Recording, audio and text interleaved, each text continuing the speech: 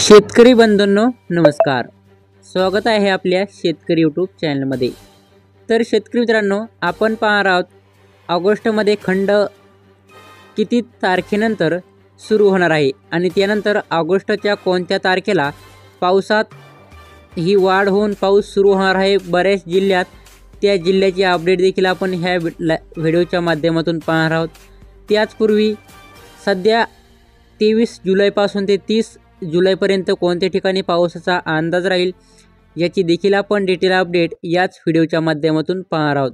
त्यामुळे हा व्हिडिओ शेवटपर्यंत नक्की पहा आणि चॅनलवर नवीन असाल तर सबस्क्राईब करा।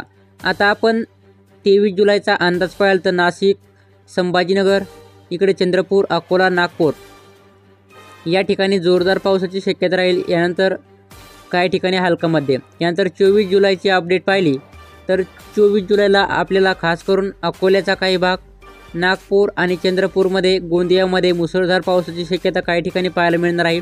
यानंतर पुणे, सातारा, सांगलीच्या देखील काही भागात पाऊस राहील आणि इकडे बीड, सोलापूर, लातूर, अहमदनगर, नांदेड, सांगलीचा काही भाग, अहमदनगर या ठिकाणी आपल्याला तुरळक प्रमाणात फक्त हलका मध्यम पाऊस आणि ढगाळ वातावरण हे पाहायला मिळणार आहे। यानंतर 25 जुलैची अपडेट पाहिली तर 25 जुलैला आपल्याला खास करून हे वातावरण कोरडं पाहायला मिळणार आहे। फक्त काही ठिकाणी हलक्या मध्यम पावसाची शक्यता ही महाराष्ट्रात राहील। यानंतर 27 जुलैचा अंदाज पाहिला तर 27 जुलैला पाऊस आपल्याला फक्त अमरावती आणि अकोला, नागपूरमध्ये आणि चंद्रपूर, गोंदियामध्ये काही प्रमाणात पाऊस सक्रिय पाहायला मिळणार आहे। यानंतर 29 आणि 30 जुलैला काही प्रमाणात पाऊस सक्रिय राहील। तर यानंतर आता जे मोठी अपडेट आली आहे ती पाहूयात।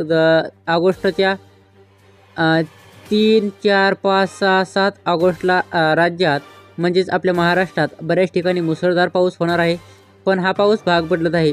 खास करून विदर्भ, मध्य महाराष्ट्र आणि मराठवाड्यात देखील या पावसाचा जोर हा अधिक राहणार आहे।